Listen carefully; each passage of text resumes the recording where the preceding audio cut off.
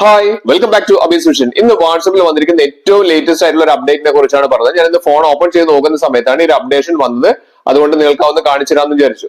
നമുക്ക് സാധാരണ പല ആപ്ലിക്കേഷൻസ് നമ്മൾ ഇൻസ്റ്റാൾ ചെയ്യാറുണ്ട്. പ്ലേ സ്റ്റോറിൽ കയറിയിട്ട് അല്ലെങ്കിൽ ഐഫോണിലാണെങ്കിൽ ആപ്പ് സ്റ്റോറിൽ കയറി നമ്മൾ ഇൻസ്റ്റാൾ ചെയ്യാറുണ്ട്. പക്ഷേ ഈ ഒരു ഓപ്ഷൻ വാട്സപ്പിൽ ഉള്ളത് കൊണ്ട് നിങ്ങൾക്ക് വളരെ യൂസ്ഫുൾ ആയിട്ട് തോന്നും. കാരണം ഇനി ഒരു ആപ്ലിക്കേഷൻ നമ്മൾ ഇൻസ്റ്റാൾ ചെയ്യേണ്ട ആവശ്യമില്ല. അല്ലാതെ തന്നെ നമുക്ക് ഇത് വളരെ വളരെ സൂപ്പർ ആയിട്ടുള്ള ഒരു ഓപ്ഷനാണ്. അപ്പൊ എന്താണെന്ന് പറയുന്നതിന് മുൻപ് എന്റെ ചാനൽ സബ്സ്ക്രൈബ് ചെയ്ത് ആരെങ്കിലും കാണുന്നുണ്ടെങ്കിൽ ആ സബ്സ്ക്രൈബ് ബട്ടൺ തൊട്ട് ലൈക്ക് ബട്ടൺ പിന്നെ എല്ലാ ഫ്രണ്ട്സിലേക്കും ഈ ഒരു അടിപൊളി ഒരു ഇൻഫർമേഷൻ ഇപ്പോൾ തന്നെ ഷെയർ ചെയ്ത് കൊടുക്കാൻ മറന്നു പോകരുത്.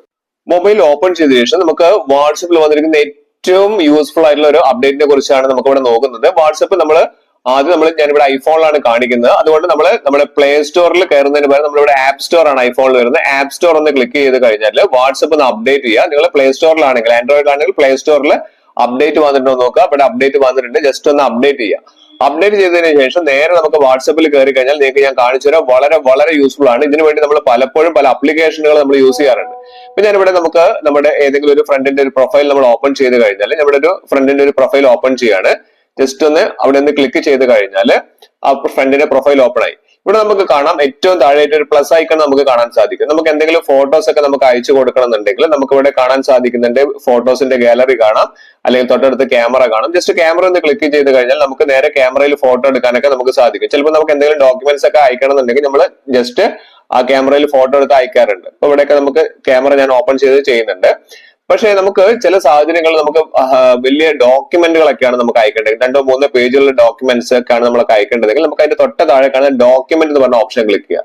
ആ ഡോക്യുമെന്റ് ക്ലിക്ക് ചെയ്ത് കഴിഞ്ഞാൽ ഇപ്പൊ നമുക്ക് അവിടെ 3 ഓപ്ഷൻസ് കാണാം. ചൂസ് ഫ്രം ഫയൽ, അതിന്റെ തൊട്ട താഴെ ചൂസ് ഫോട്ടോസ് ഓർ വീഡിയോ കാണാം. അതിന്റെ തൊട്ട താഴെ പുതിയൊരു ഓപ്ഷൻ വന്നിട്ട് കണ്ടില്ലേ, അവിടെ നമുക്ക് സ്കാൻ ചെയ്യാൻ പറ്റും. കൃത്യമായി നമുക്ക് ഒരു അപ്ലിക്കേഷന്റെ സഹായം ഇല്ലാണ്ട് നമുക്ക് ഇതുവഴി തന്നെ നമുക്ക് സ്കാൻ ചെയ്യാൻ പറ്റും വാട്സപ്പ് വഴി. കണ്ടേ, ഞാൻ ഇവിടെ ഒരു കണ്ടില്ലേ, ഇതാ ഈ ഒരു നമ്മുടെ മൈക്കിന്റെ ഒരു ചെറിയൊരു ബോക്സ് ആണ്. ഇതൊന്ന് ഞാനൊന്ന് ജസ്റ്റ് ഒന്ന് മുന്നിൽ കാണിച്ചിട്ടുള്ളൂ. അപ്പോഴേക്കും അത് കറക്റ്റ് ആയിട്ട് സ്കാൻ ആയിട്ടുണ്ട്.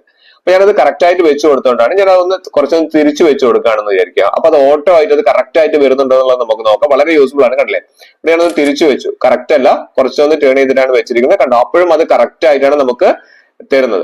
വളരെ ഉപകാരപ്രദമായിട്ടുള്ള ഒരു ഓപ്ഷനാണ്. കാരണം ഇത് PDF-ലാണ് നമുക്ക് അത് സ്കാൻ ആയിട്ട് വരുന്നത്. ഇനി നമുക്ക് വേണമെങ്കിൽ ഇത് തന്നെ 1, 2, 3 പേജുകൾ കൂടുതൽ പേജുകളുള്ള കാര്യങ്ങളൊക്കെ ആണെങ്കിൽ നമുക്ക് ഇതേപോലെ 1 by 1 ആയിട്ട് നമുക്ക് ഇതേപോലെ തന്നെ സ്കാൻ ചെയ്യാൻ സാധിക്കും. അതിന്റെ തൊട്ട മുകളിൽ റീടേക്ക് എടുക്കാനുള്ള ഓപ്ഷൻ ഉണ്ട്. അതുപോലെ തന്നെ ഡൺ ചെയ്ത് കഴിഞ്ഞാൽ നമുക്ക് ഡൺ കൊടുക്കാനുള്ള ഓപ്ഷനും ഉണ്ട്.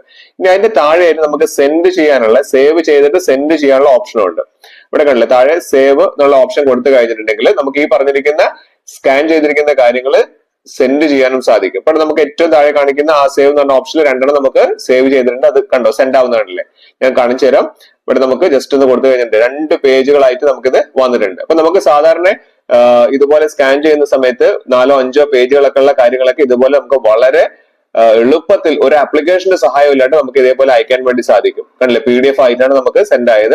അപ്പൊ നിങ്ങളൊന്ന് നിങ്ങളുടെ ഫോണിൽ ഇപ്പൊ തന്നെ ഇത് അപ്ഡേറ്റ് ആയിട്ടുണ്ടോ, നിങ്ങളുടെ ഈ ഒരു ഓപ്ഷൻ വന്നിട്ടുണ്ടോ നോക്കുക.